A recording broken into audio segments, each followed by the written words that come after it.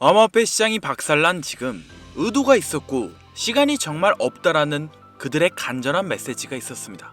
도대체 그들이 이렇게나 급하게 움직이는 이유가 뭘까요? 오늘 영상에서 전부 다 말씀드리겠습니다. 안녕하세요, 김선우입니다. 요즘 암호화폐 시장을 보면 안타까울 정도로 답답한 분들이 많으시죠. 나쁜 뉴스 나오면 나오는 대로 빠져버리고 좋은 뉴스 나온다고 해서 이제는 사실 기대도 크게 안 되실 겁니다. 그냥 시간 지나면 오르겠지라는 이 공식이 더 이상 안 먹힐 것만 같은 생각이 들죠. 도대체 왜 그럴까요? 정답은 의외로 간단합니다. 지금 이 시장에 돈이 들어올 구조 자체가 막혀있기 때문이에요. 그런데 여러 유튜브에선 곧 금리 인하 어차피 할 거지 않냐, 뭐 연준이 양적 완화 한다 하지 않았냐, 걱정 마라, 이러면서 누구나 다 아는 정보들로 위로만 해주고 있습니다. 근데 그게 중요한 게 아니라는 건 우린 이미 나스닥과 금의 독보적인 상승을 보고 배웠어요. 여러분들의 소중한 시간들이며 제 유튜브를 봐주시는 건 그 이상의 정보를 필요하시기 때문입니다. 그걸 저는 알고 있습니다. 단순히 오르니까 기다려라, 본질을 믿어라와 같은 뜬구름 잡는 위로 영상을 원하시는 게 아닐 거예요. 합리적인 근거를 바탕으로 한 객관적인 확률을 원하실 것 같습니다. 사실 오늘 말씀드릴 이 주제는 오래전부터 다뤄드리고 싶었던 주제였었어요. 이제는 말씀을 드릴 때가 된 것 같아서 오늘 꺼내왔습니다. 많이 지치신 거 100번 이해합니다. 하지만 오늘 영상을 끝까지 봐야 단순히 대책 없이 언제 오르지 하면서 한숨 쉬는 짓을 안 할 수 있어요. 지체할 것 없습니다. 바로 가시죠. 비트와이즈 기업 CEO가 말합니다. 클래리티 법안이 통과되지 않으면 크립토 겨울은 지속된다. 미국 재무부 장관 스콧 베센트도 똑같은 말을 합니다. 암호화폐 정책을 추진하려면 클래리티 법안 승인이 필요하다. 시티은행도 가시했죠. 법안 없이는 미국 산업 내의 발전이 불가능하다. 여러분, 이게 무슨 뜻일까요? 이건 기업, 은행, 정부들이 전부 똑같은 얘기를 한다는 겁니다. 이런 적이 거의 없었거든요. 근데 왜 하필 최근 들어 이런 클래리티 법안에 대한 이야기들이 급하게 나오는 것일까? 클래리티 법안 통과는 작년 9월에 됐는데 왜 2026년 1월, 2월에 들어서 스포트라이트를 몰아주는 것인가? 여기엔 되게 재밌는 사실이 하나 숨어 있는데요. 그건 현재 굉장히 급하기 때문입니다.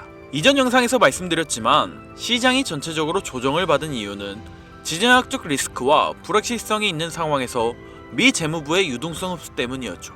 여기서 집중해야 하는 게 하락이 안 온다고 해서 상승이 보장되는 게 아니거든요. 상승에는 대규모 자금 유입이 필요합니다. 근데 지금은 뭐가 암호화폐 시장을 막고 있냐면 규제가 불확실하고 구분이 모호해요. 돈이 들어올 수 있는 법적 통로가 명확하지 않습니다.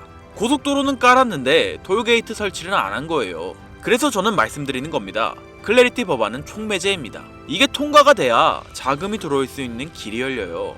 그런데 말이죠, 클래리티 법안에 대한 백악관 2차 회담이 2월 10일 날에 열렸습니다. 특이한 게 여태까지 가만히 있었던 백악관이 갑자기 급하게 움직였다는 거예요. 하지만 결과는 결렬됐습니다. 의견차를 쉽게 좁히지 못했어요. 근데 여기서 중요한 건 실패했다가 아니라 왜 이렇게 급하게 움직이느냐, 이게 핵심입니다. 여러분은 당장의 숫자 맞추기 놀이가 아니라 지금은 이 시장 전망에 대한 객관적인 정보가 더 필요하실 거예요. 그래서 집중하셔야 됩니다. 1월 29일 클래리티 법안에 대한 농업위원회 통과가 됐었죠. 남은 게 상원은행위원회랑 상원 본회의요. 그러면 대통령 서명으로 바로 넘어가죠. 추측이 아니라 가능성을 보겠습니다. 이 남아있는 단계 중에서 가장 중요한 게 상원 본회의 투표예요. 이게 60표 이상을 받아야 대통령 서명으로 넘어가는데 현재 공화당 의원이 53명이란 말이죠. 여기서 재밌는 게 아까 농업위원회 투표가 12대 11로 통과가 됐어요. 반대 11표가 모두 민주당이었습니다. 그렇다라는 건 공화당은 적어도 민주당 7명을 설득시켜야 상업 본회의에서 법안을 통과시킬 수 있어요. 다시 말해 민주당이 주저하는 것 일부를 들어줘야 된다는 겁니다. 그런데 문제는 여기에 있어요. 시간이 없습니다. 이게 무슨 말일까요? 이제 곧 중간선거 시즌에 돌입을 합니다. 3월 3일에 예비선거가 시작되는데 선거 시즌에는 의원들이 각 지역구로 돌아가거나 논쟁적 법안에 대한 의견을 잘 안 내려고 합니다. 혹시 모르고 괜히 불통 튀기 싫으니까 가만히 있는 거예요. 이러면 법안 통과가 불가능합니다. 11월 중간선거 이후로 밀려버려요. 그래서 트럼프가 됐던 베센트가 됐던 간에 백악관의 인사들 초대하고 뉴스 인터뷰 나와서 클래리티 법안 통과시켜야 된다라고 급하게 주장 중인 겁니다. 가능성을 두고 얘기 드릴게요. 트럼프는 선거 공약으로 암호화폐 대통령이 되겠다라고 언급하면서 표심을 끌어왔던 사람입니다. 취임식 날 AI랑 같이 암호화폐를 공식적으로 키우겠다고 언급했었던 사람이기도 해요. 트럼프는 경제 대통령입니다. 작년에 트위터로 직접 매수하라고 언급한 거 기억하시나요? 현재 통과시키는 법안들도 보면 기업들 주가 신경을 엄청 많이 씁니다. 시장의 관여를 굉장히 많이 한다는 얘기했죠. 다시 말해 본인이 말한 암호화폐 시장을 성장시키지 못하고 이대로 클래리티 법안을 늦추게 되면 11월 선거까지 시장을 호황으로 만들어주지 않으면 중간 선거에서 절대 승리하지 못할 거라고 생각합니다. 재밌는 건 공화당의 승리 확률과 비트코인 가격 흐름이 비슷하게 흘러간다는 거예요.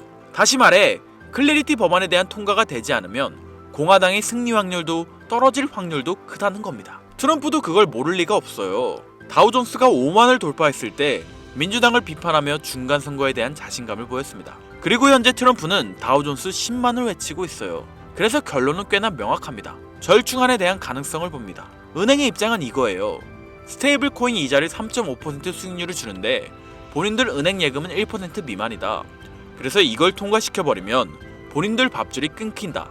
돈이 다 스테이블 코인으로 갈 거다 이거고, 코인베이스 같은 암호화폐 기업이 반대하는 이유는 이 예금 수익이 본인들 비즈니스 핵심인데 뺏어가면 안 된다 이거예요. 이 두 의견에 대한 절충이 빠른 시일 내로 나올 거라고 생각합니다. 이전에는 없었던 클래리티 법안에 대한 회담이나 베센트의 급해 보이는 발언들을 볼 때 공화당이 조금 굽혀서 부분 타협안을 제시할 가능성이 커 보입니다. 그리고 이 절충안이 나오면 법안 통과가 빠르게 될 가능성이 커요. 그럼 여기서 궁금증이 생깁니다.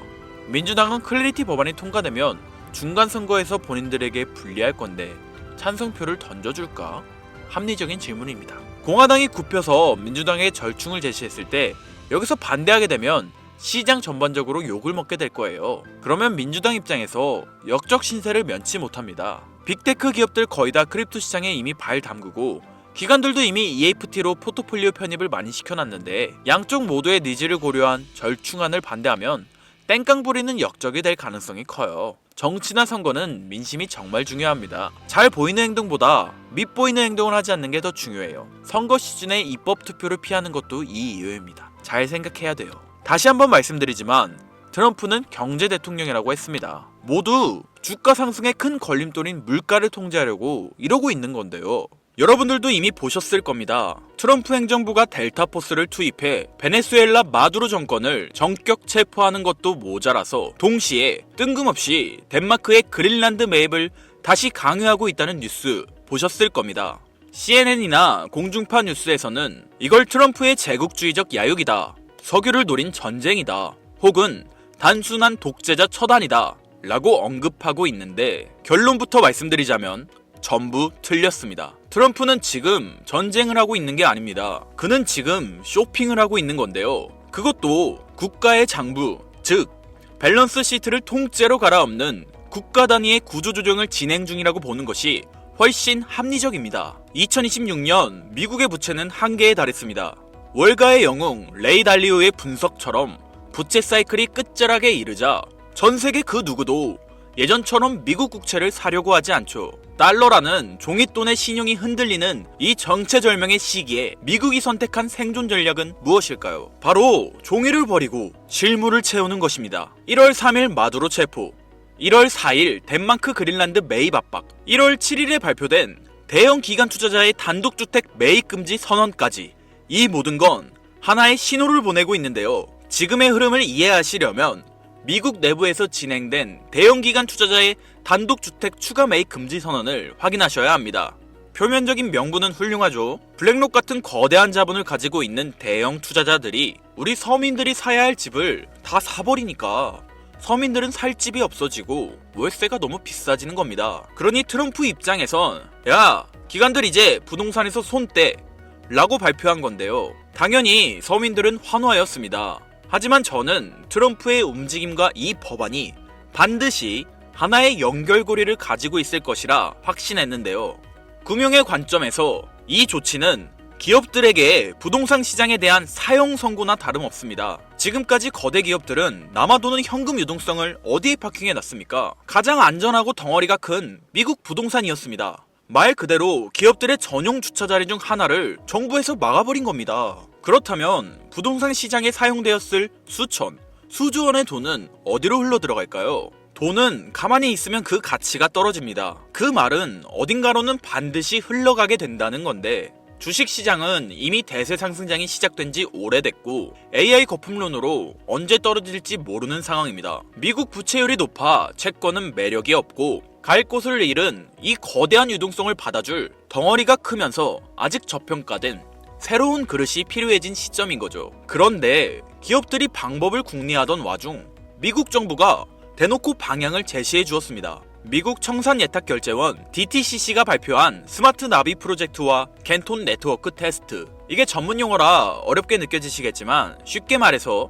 주식이나 부동산 같은 실물 자산을 코인으로 만들어서 기관들끼리 24시간 거래할 수 있게 만든 기업 전용 네트워크 RWA가 되겠습니다. 트럼프는 한쪽에서는 행정명령으로 구시대의 자산인 실물 부동산 매입을 막아버리고 다른 한쪽에서는 법안을 통해 신시대의 자산인 디지털 자산 시장에 문을 열어주고 있는 겁니다. 자, 그렇다면 여기서 의문이 드실 겁니다. 이들이 이렇게 강제적으로 고여있는 자본을 움직이려는 이유는 무엇일까요? 단순히 비트코인 2억, 3억 가는 게 목표라서요? 아닙니다. 그들이 보고 있는 건 코인 시장을 넘어선 더 거대하고 본질적인 패권의 이동입니다. 최근 일론 머스크는 한 팟캐스트에서 이런 말을 했습니다. 미래의 화폐는 달러나 금이 아니라 전력량 에너지가 곧 화폐가 될 것이라고요. 이게 당장 들으셨을 땐 이해가 어려우시겠지만 핵심은 이겁니다. 지금까지의 달러는 신용을 기반으로 사용되었습니다. 미국 정부가 보증한다는 믿음에 기반한 어떻게 보면 그냥 종이 쪼가리였죠. 하지만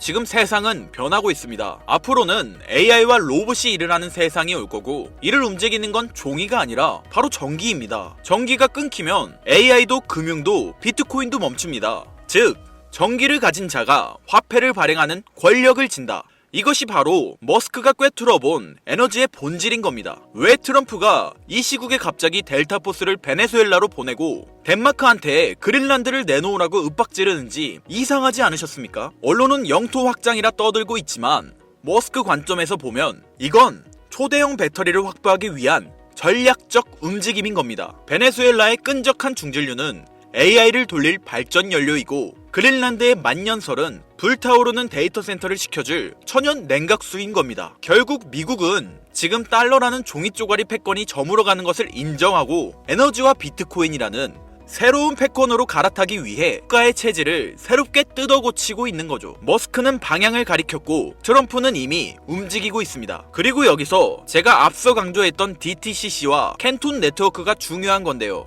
기관들은 썬팅 짓게 된 자신들만의 프라이빗 체인을 원합니다. 상식적으로 생각해 보십시오. 블랙록이나 JP모건 같은 월가 하이에나들이 자금 흐름을 누구나 지갑 주소만 알면 실시간으로 다 들여다볼 수 있는 퍼블릭 블록체인 위에서 굴리고 싶어 할까요? 자신들의 포지션이 노출되면 경쟁사에게 공격당하거나 선행매매를 당할 수 있는데 미쳤다고 그 길을 주력으로 쓰겠습니까? 그들은 철저하게 프라이버시가 보장되고 신원이 인증된 기관끼리만 거래할 수 있는 네트워크가 필요합니다. 그런데 기업들이 자기들끼리 노는 프라이빗 체인을 쓰면 개인 투자자들은 캔톤 네트워크에는 우리가 투자도 못하고 이걸 알아도 무슨 상관이냐 라고 생각하게 될 텐데 맞습니다.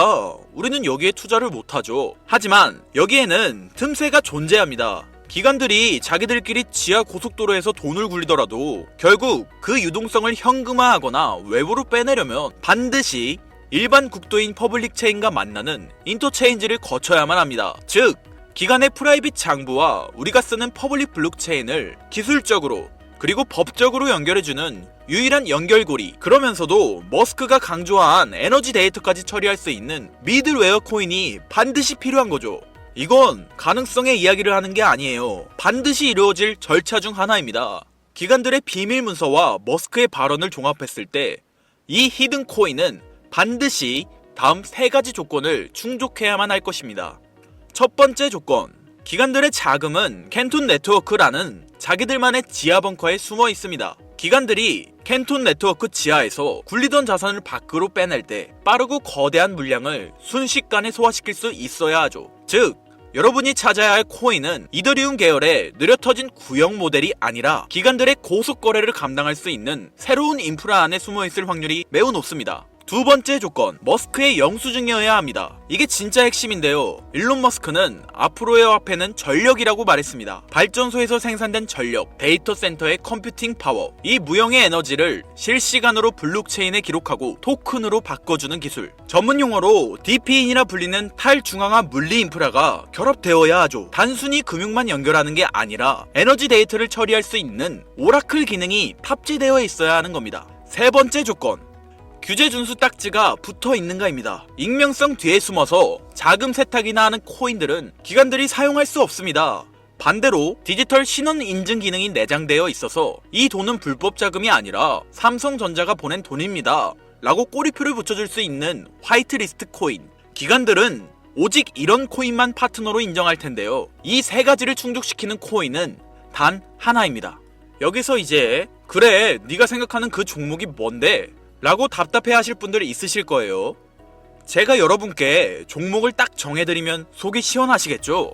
하지만 저는 종목을 찝어주는 리딩방을 운영하려는 게 아닙니다. 저는 여러분께 고기를 잡을 수 있는 그물을 만들어 드릴 건데요. 이 그물에 걸리는 코인이 있다면 그게 바로 2026년 전 세계에서 가장 주목받는 히든 코인이 될 것입니다. 그리고 그 히든 코인을 저는 영상에서 공개할 생각입니다. 솔직히 남들에게 공유해드리는 게 아깝습니다. 저 또한 전업 트레이더이기 때문에 한 달, 두 달을 밤을 새워가며 분석한 이 종목을 그냥 공개한다는 게 솔직한 마음으로 아깝다는 심정이 드는 게 사실입니다. 화면에 보이는 번호 제 개인 번호입니다. 아까운 건 아까운 거고 제 영상을 끝까지 시청해주신 것에 대한 고마움을 저는 알고 있기 때문에 아쉬운 마음을 뒤로하고 구독자님들에게 공유하기로 마음먹었습니다. 자료라고 문자 보내주세요. 혹시 화면이 잘 안 보이신 분들은 댓글에 있는 링크를 통해 연락처를 남겨주시면 제가 해당 자료를 공유해드리도록 하겠습니다. 전해드릴 내용은 여기까지이고요. 영상 재미있게 보신 분들은 구독과 좋아요 한 번씩 꾹꾹 눌러주시고 다음에 더 좋은 영상으로 찾아오겠습니다. 감사합니다. 김선우였습니다.